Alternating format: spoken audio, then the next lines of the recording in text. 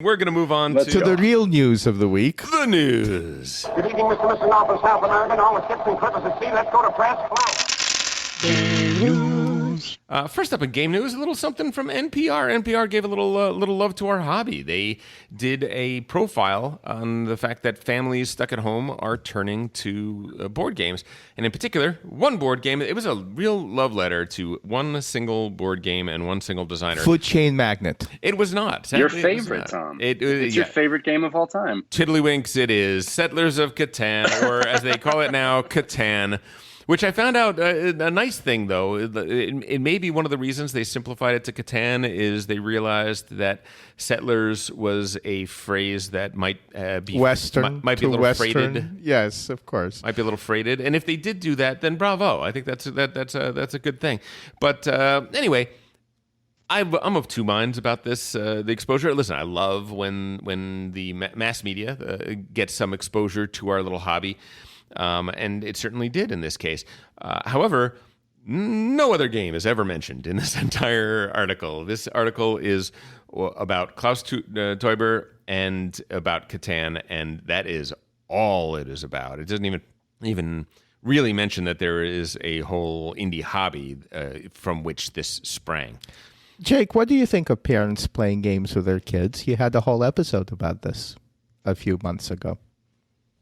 In favor of it, given the right conditions. Like, I was raised that way. My dad played games with me from a very young age, and I think there was a lot of life lessons learned and a lot of fun had. And I try to do the same with my kid. I really like it, but I find it a little creepy. I grew up differently from how you did, and I played games with my friends, both board games and RPGs. And when my friends weren't around, I read books by myself, as opposed to having Harry Potter read to me. So it's a very alien experience to me to have so much family closeness. Oh, yeah. I mean, yeah. To a person raised by wolves, to actually have parental involvement in your life as a child must seem alien. Well, kids have to be bored. Yeah, we're finding out whether we're going to find out whether or not that's true. Yeah, we're going to find out. And by the way, let's not go there. That was one of the things that really upset me this week. Oh, is that right? Really? Oh my God, this notion of the whole school. Yeah, I did the Zoom call with the principal for my kid's school along with all the other parents. And he basically laid out what's in store coming up. And it gave me some pause. I will say that. Oh, you can't just leave that hanging there. Tell us, what's going on?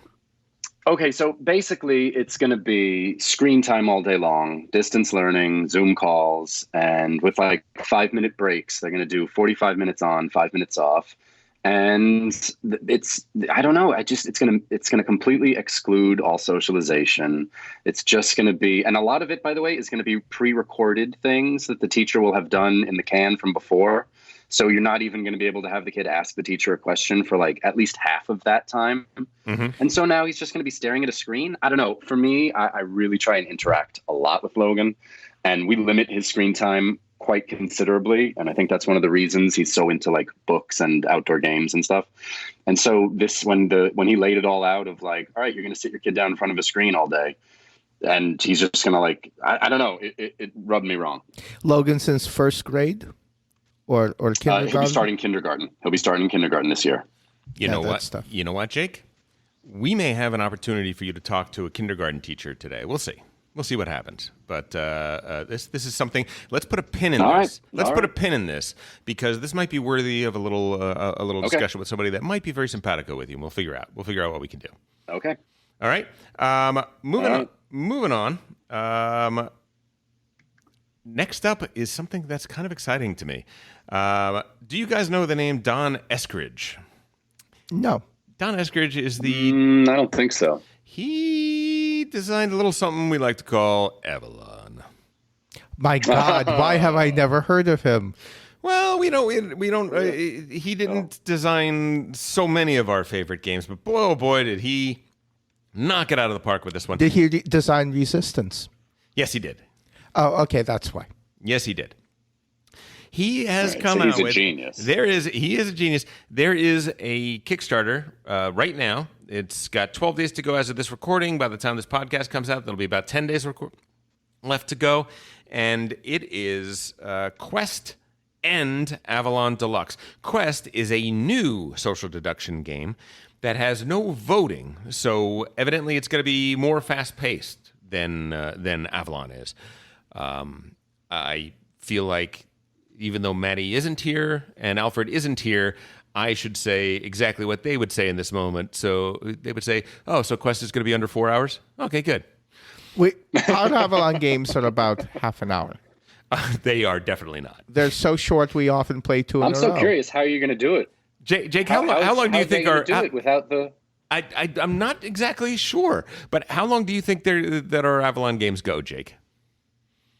I mean, I've played quite a few, and they last anywhere from half an hour to 45 minutes, I would say. There you go. That's exactly right. We have had multiple Avalon games that have gone over an hour. Only when Matt and Not with Alfred me. are here. Because we love torturing them so much. I don't know why they hate it so much. I love that game. It's honestly, it's of all the games we play, it's the one I wish I were better at. Jake, no. Let me tell you why you shouldn't be better at Avalon, and let me tell you why Matt and Alfred hate it. They hate to lie. They literally so do I, hate to. but I wish I was Avalon better is. at Matt deducing. does not hate to lie. Alfred does. Matt does not hate to lie. Yes, he does. He does not. Yes, he does. Nonsense. Let's call him right now and find out. Matt, what are you doing right now? I'm thinking about how much I hate to lie. And also building my cabinet. Dimitri, do you realize virtually every time you talk to Matt, he's lying to you? No. Maybe he's so good at it. But then why doesn't he like Avalon? Matt, would you like to go out and get a little burger? No, I'm busy, Dimitri. Lie. Yeah, it's been 6 months, Oh, Tom, man. since I've been able to ask anybody that. Please. Let me just clarify, though. When I said that, all I mean is I don't like to lie either, and I don't want to be better at it, but I would like to be better at the deduction of whatever everyone else is doing, because I'm often lost, and I can just see the glimmer of how you guys' minds are working, and I'm like, oh my God, I just wish I could grasp it. Yeah. And it's one of those games that I think it is true, is that listen, we've had other people come and play Avalon with us, and they say, I've played Avalon over 50 times. You guys are special snowflakes.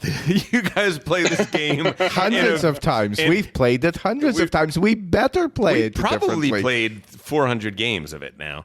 And they to a person, they say, I have never seen it played this way. Holy cow. And I don't think any of them have said we're playing it wrong. I think if anything, they're like, I see what this game can be when you bring it to its absurd conclusion. Yeah. But this box set includes this Quest game and also includes Avalon. Yes. It's like a 2-for-1, and everyone should definitely buy it. It does look cool. It looks great, by the way. Yeah, Which always matters to me. I know that's silly to some of you, but like the artwork for this is really, really cool. I agree. I think it's gorgeous. I do. I think it's really gorgeous. It's stylistic this time as opposed to more photorealistic, which I would say would describe the last one. And the Avalon portion has new characters, new plot cards, new things. Now the plot cards gives me a little bit of pause because that sounds like the Resistance. Resistance, yes, which is not as good a game. Correct. Not as good a game. But once again, it's Avalon. You include what you want to include. You don't include what you don't want to include.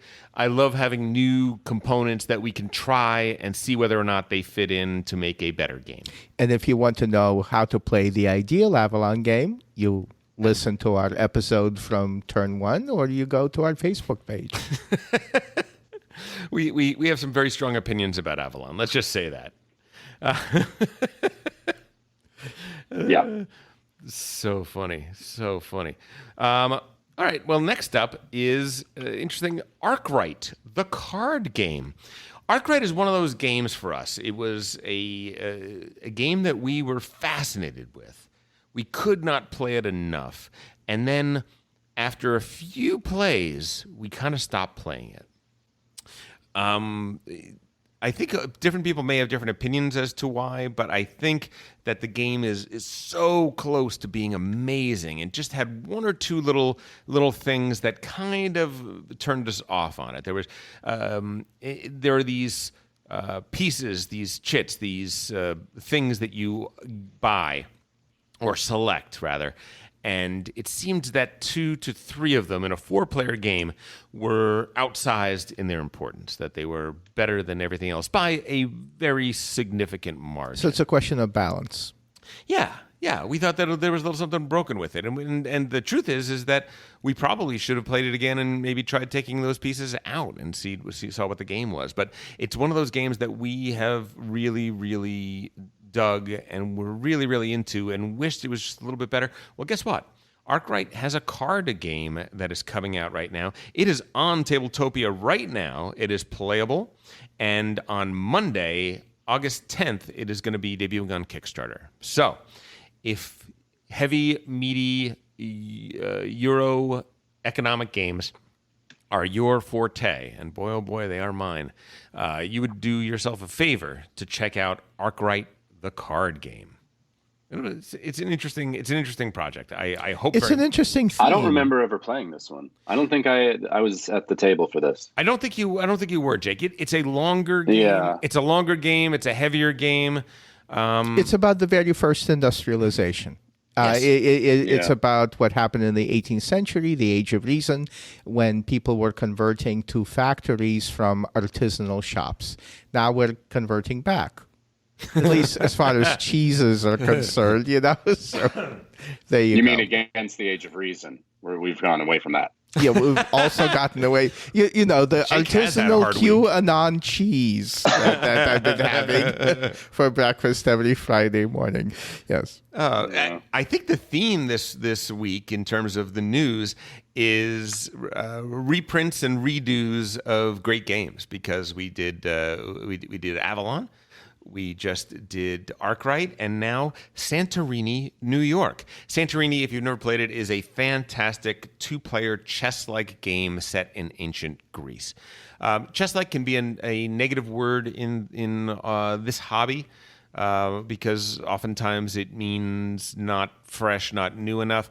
But Santorini is the exception. It technically plays either 1v1 or 2v2. But the reality is that you want to play this one person versus one person most of the time. That's the way it works best. The idea is on your turn, you're going to be able to move your piece around. You're going to be able to build stages of columns or buildings or whatever. And the idea is to get to your person to the highest place to get your person to the top of a 3-story structure. And that's it. That's all you The have to minis do. look pretty cool. Like the little pieces look pretty sweet. Yeah. The original Santorini is quite interesting, and each player has their 16, 24 special abilities. Right? I'm playing Apollo. Oh, I'm playing Hermes. Right? I'm playing Aphrodite, and each of them have a special ability. Right? They have a rule that breaks the rules. Yeah, it looks cool. Yeah, it's And very, this very is good. And by the way, Jake, Santorini, New York. So you're playing with Trump? well, that's sort of my question. That's my question about it. It's like the theme worked so well in the original Santorini, and now we are building skyscrapers. Now, the building skyscrapers part makes perfect sense, right? You want to get to the top of a 3-story building and build it up to that point. But the special characters that you are, here are some of them. There's the subway operator, the foreman, the taxi driver, street vendor, iron worker, fashion designer. I'm like, okay. And the real estate designer. The real estate designer who's the son of another, developer, who's the son of another real estate developer. Look, right? If you've never played Do they have a slum? If you've never played Santorini, it is a truly exceptional game. I love it. It plays very well with kids, Jake. So you should have that in mind for Logan. You know, if he's a kindergartner, maybe That's a good idea. maybe in a year or two he'd be ready for it. He might even be ready for it now. It's a fairly simple rule set and easy to understand. The strategy is quite deep actually, and may take him a while to get. But it's one of those games that it's a great game. My brother's daughter. That's a good recommendation. One of my brother's daughter absolutely loves it.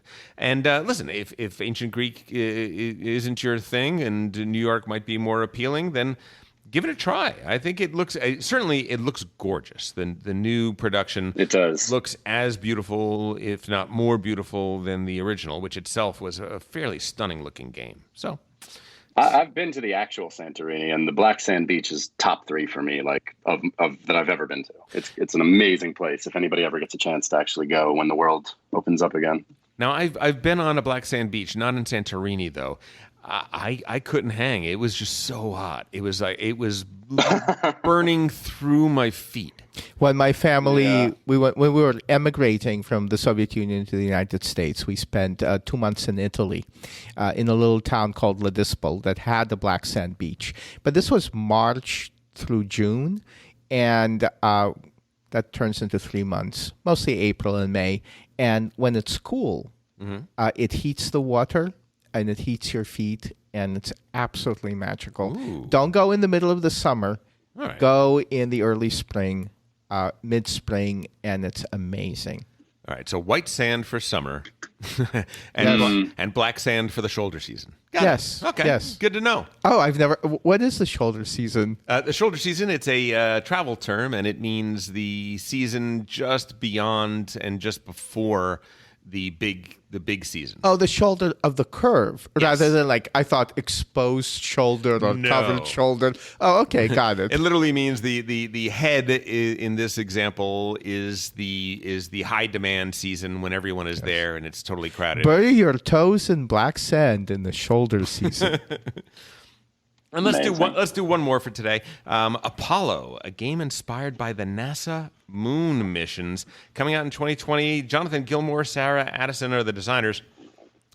It is interesting. It is an interesting game. Look, if you've heard me on the podcast, you probably heard that High Frontier is one of my favorite games of all time. I'm a huge actual space nerd. Serious dork for exploration of our solar system. So this game seems right up our alley. It is put out by Pandasaurus Games, which has been turning out some very interesting titles lately. And the way this one is going to work is it is 2 to 5 players. One player is going to be playing mission control, and they play behind a screen. And then the It other looks so cool. And then the the other screen players is so cool. Isn't it neat? Isn't it neat? It's like I want it. Like I don't even know what the game is. I just want to sit in front of that little thing. It's so awesome. Tell our listeners what it kind of looks like. Okay, so I mean, first of all, it's like it looks like retro technology with control panels and little black screens, and it's even got like a manual with like a book binding and a little coffee cup. It looks really good. Yeah, I think it's really, really neat. And evidently the trick to this game is it is a limited communication game. And those are very interesting. Those are more in the party game sense, you get a lot of that, right? Taboo and all that sort of stuff. Okay, you need to communicate with your partner, but you can't use these 7 words. Or you need to communicate with your partner, but you can't do blank or blank, and that sort of thing. Well, this works that way in the sense that I, as mission control, see what's happening as they're going on their mission, as the other astronauts are all going on the same mission and working together to get there. I noticed that, oh no, their life support is in danger. Oh, their life support is nearly failing. Oh wait, their thrusters have an issue. I can't. You're like the DM. I can't tell them that. But I have, well, sort of like you're the DM. Yes, you are a little bit like the DM. But you have these communication tokens and you have to choose when to spend them. And when to... Is that what those little Tetris pieces are? Those little white chits? The Tetris pieces are evidently... so you have 2 discs or 2 or 3 discs that are communications discs, and you can spend them. And if you spend one, you can give a little bit of information. Like you can say your life support system is near critical. And they'll be like, oh, wow, we got to take care of that, right? If I spent 2 discs, I could say this part of the life support system is failing and fix it now. And you could be much more specific about exactly what's going on. Then the players will take those Tetris-y pieces and they will have to kind of solve a puzzle to fix what is broken. I don't know if there's a timed element. I don't know all the details of the game. You know what this sounds like to me? And Trey, if you're listening, Yep. sounds like High Frontier meets Captain Sonar. A little bit. This is a game that is very specifically for a certain type of player, a type of player who loves to order people around, and another type of player who loves to take orders under high pressure. The dominator and the submissive. Exactly. But a very competent submissive who says, yes, sir, and starts running around and whose hands never sounds like shake. my kind of game. What are you guys talking about? You can't handle the truth, can you, Tom? Evidently, no. I think in these games it only works if everyone's a Switch. Okay, moving on. I've never heard that term, Tom. What is a Switch? A switch is a lever that goes up or down to indicate on or off. Ladies and gentlemen, if you're a Switch during shoulder season, Hey. bury your toes in the black sands of Santorini. Look, we got a couple more news items, but we will save them for next week. We ended up with a lot of news items this week.